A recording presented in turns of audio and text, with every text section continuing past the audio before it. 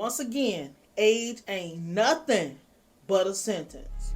In a world of glitz and glam, flashing lights and screaming fans, most people are unaware of the war that rages behind the scenes.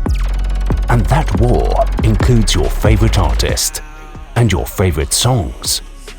This is The Dark Side of Songwriting. Hosted by Nayim Edwards.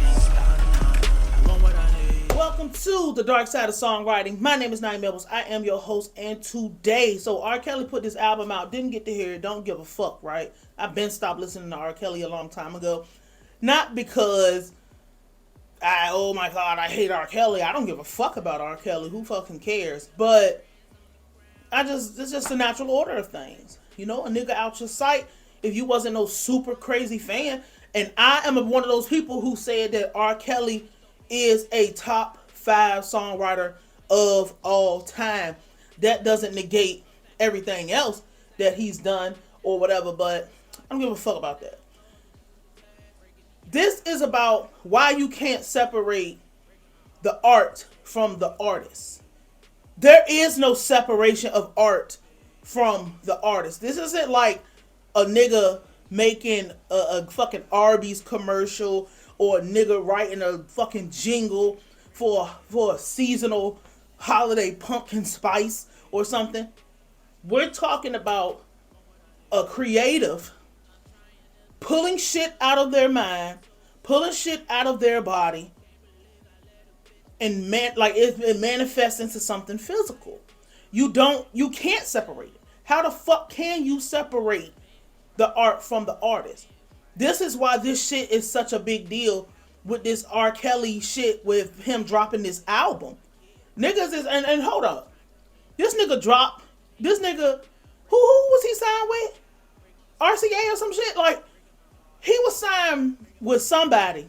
And remember, he lost all his music. He don't own none of his music no more. He didn't drop no album, nigga. The fucking record label dropped the album even after everybody fucking dropped him and kept all his fucking music and shit. So they're stealing. And that's another thing. And tomorrow we're going to do Rock Nation contract breakdown. But so they're stealing. But this is why they made such a big deal about art being everybody taking your art serious and everybody taking everything that you do serious is because they think that it's real. They think that it came from you. They think that it's personal.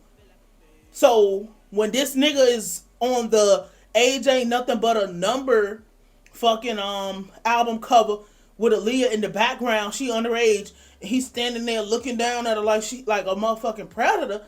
This is why you just can't, there is no separation. A nigga's just not so creative and I made up a story and wrote a book and told something. No, dog, you fucked that kid. No.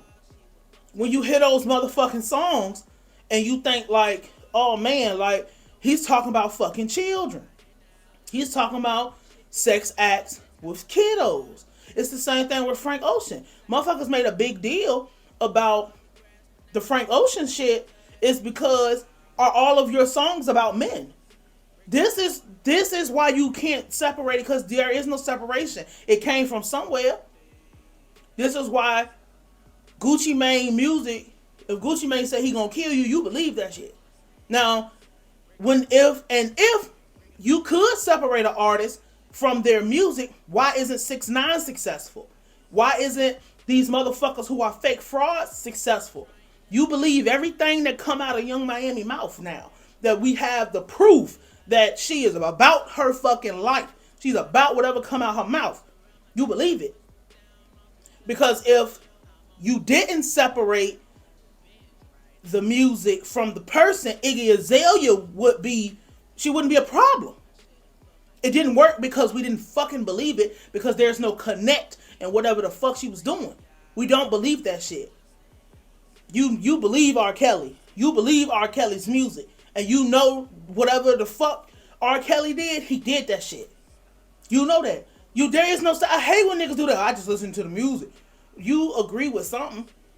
Because if you was 100% against something, you wouldn't bother with it. You're not doing research trying to figure out what's going on a atomic level. No, nigga, you want to hear that shit. I don't want to hear your music after you just this nigga fucking children. This nigga was kidnapping and holding hostages and all type of shit. Bad bitches brainwashed in a cult. I believe whatever this nigga say in his music about whatever the fuck he talking about. Nigga, that's you. That's you. That's not, oh man, R. Kelly's just the best. Da da da da. It's just like, yeah, you are the best writer, but like, that don't change the fact that now that I know that you've done something heinous or you've done something, people automatically assume and they're gonna go back and they'll pick your shit apart. They'll go back and listen to your shit even heavier to see like, oh man, remember when he said, one thing's for sure, I'm gonna pull on my dancing shoes. This nigga was pulling up to the school dance talking about this shit.